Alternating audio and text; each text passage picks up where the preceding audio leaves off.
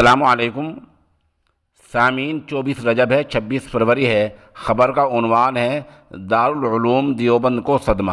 خبر تھوڑی تفصیل سے سن لیں۔ ام المدارس دارالعلوم دیوبند کی شورا کے رکن مولانا نظام الدین خاموش کا آج انتقال ہو گیا ہے۔ انا للہ و انا الیہ راجعون۔ مولانا کی باقی حیات کے بارے میں یا تدفین کب ہوگی، اس بارے میں مزید تفصیلات ہمارے سامنے ابھی نہیں آ سکی ہیں۔ کئی جگہ فون کیے ہیں، رابطہ کیا، معلوم نہیں ہو سکا ہے۔ جیسی مزید خبر اپڈیٹ ہوگی ہم انشاءاللہ آپ کو اس سے مطلع کریں گے۔